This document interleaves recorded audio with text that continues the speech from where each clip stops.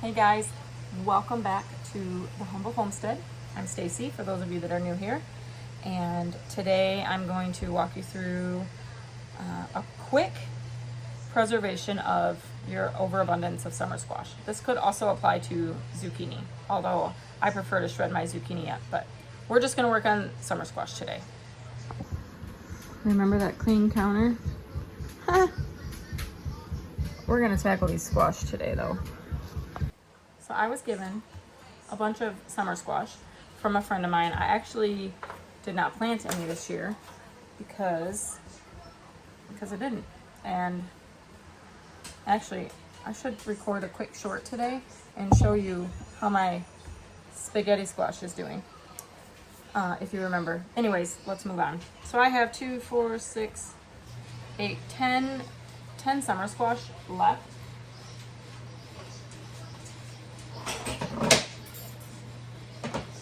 We've eaten quite a few, but as you see, this counter just is constantly, it's full of everything. The spaghetti squash, I've got like 6, 7 cucumbers over there. Some stuff that Phil bought, he's like redoing the bathroom, sort of. And we have a lot of stuff on the counter. So I'm going to try to work through the food portion of it today, and I'm trying to get some quick stuff done because I have to leave this afternoon. So I keep telling you guys that I'm going to post full-length videos because I'm trying to get off my phone. Like, I've been recording on my phone for 2 years, and I'm trying to do it the other way. So what we're going to do is, I've already washed these, and we are going to just cut off the ends. And then we're gonna put them in slices. You know, whatever brings you joy, however big you want your slices to be.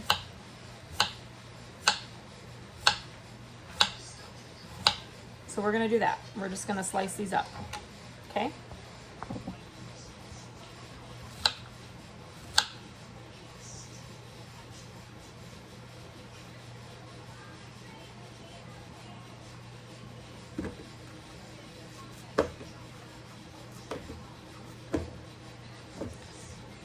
That one was no good.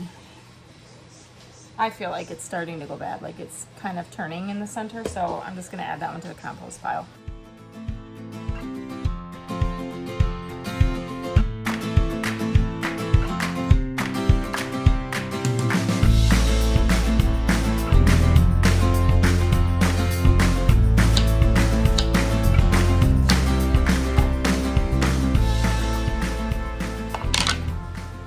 Okay, now we're gonna wash our hands because they always get sticky after handling squash.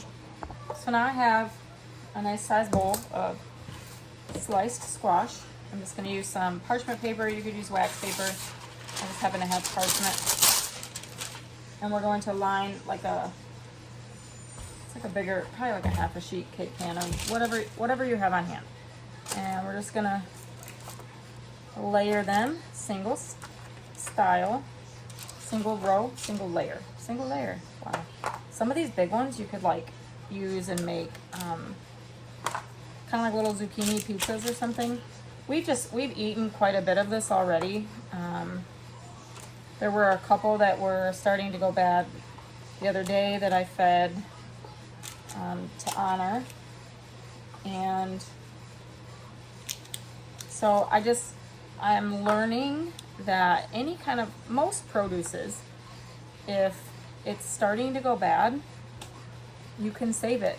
You can save it by throwing it in the freezer. I've been doing it with spinach. Like, I'll buy spinach and like it seems like it always rip off my hand.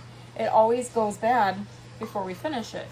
The nice thing about spinach is that you can just throw it in the freezer and then use it. So I've got a single layer, and I'm just gonna keep stacking. So a layer of paper and then a layer of squash.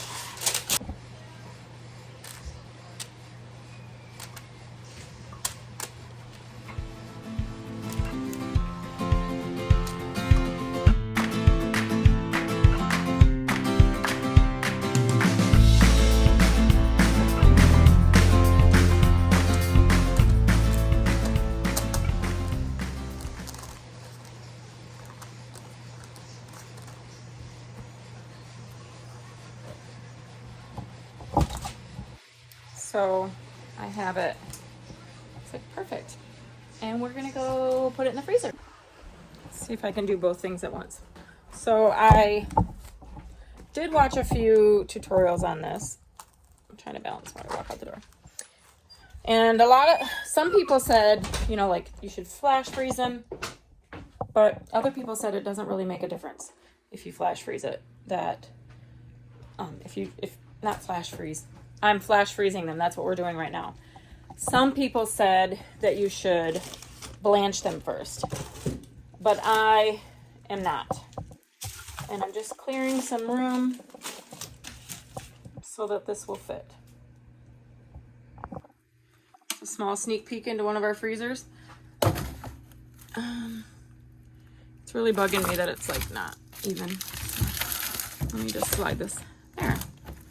That looks good. So we'll leave it in there for a few hours and then we will just bag it up. So the nice thing about flash freezing things like that, like when you freeze them individually, I could have just thrown them all in a bag and froze them up. But then when I want to use it, sorry, the washing machine is going. When I want to use some, obviously I'm not going to use it all at the same time. But when you want to use it, then we're crooked. You can just take out what you need. So I could sift out the big ones for a pizza, like little, you know, squash pizzas, or if we want to dice them up for a soup, or just saute them or roast them or whatever, they would work. You could just pull out what you need, which is actually kind of nice for this family because I never know when or who's eating. It's,